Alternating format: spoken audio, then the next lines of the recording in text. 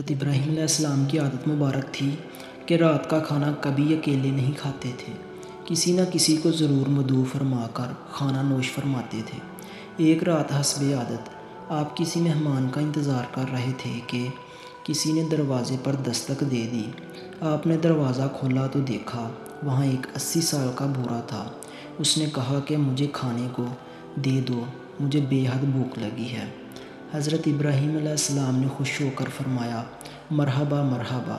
اس آدمی نے ہاتھ دھو لیے، اس کے سامنے کھانا رکھا اور کہا بسم اللہ کیجیے۔ وہ بوڑھا بولا، میں بسم اللہ نہیں پڑھوں گا کیونکہ میں مجوسی ہوں۔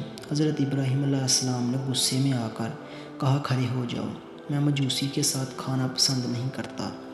وہ بوڑھا چلا گیا۔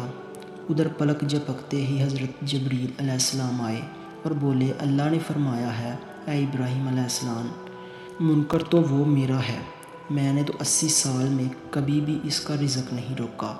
80 سال سے وہ میری نافرمانی کر رہا ہے، مجھے نہیں مانتا، 80 سالوں میں مجھ پر ایمان نہیں لایا، لیکن اس کے باوجود ایک دن بھی اس کو بھوکا نہیں سلایا۔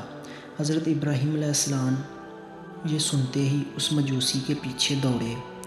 تھوڑی دور گئے تھے تو وہ مل گیا۔ آپ علیہ السلام نے فرمایا، اے اللہ کے بندے، مجھے معاف کر دو اور میرے ساتھ چل کر کھانا کھا لو، آپ کی وجہ سے اللہ مجھ سے سخت ناراض ہو گیا ہے۔ مجوسی بولا کہ کون اللہ؟ آپ علیہ السلام نے فرمایا، وہ ذات جس نے ساری کائنات کو پیدا کیا ہے۔ اللہ وہ ہے جس نے ہر شے کو تخلیق کیا اور خوبصورت شکل میں ڈالا۔ اللہ وہ ہے جو تمام مخلوقات کو رزق دیتا ہے، جس نے تجھے اور مجھے اب تک زندہ رکھا ہوا ہے۔ مجوسی حضرت ابراہیم علیہ السلام کی یہ بات سن کر رونے لگا اور بولا، کیا کہنے ہیں تیرے رب کے، اے اللہ کے بندے، تیرے رب کا تو اخلاق بہت اعلیٰ اور عظیم ہے، میں اتنے پیار کرنے والے عظیم رب پر ایمان لاتا ہوں۔ چنانچہ اس نے کلمہ پڑھا اور اللہ پر ایمان لے آیا۔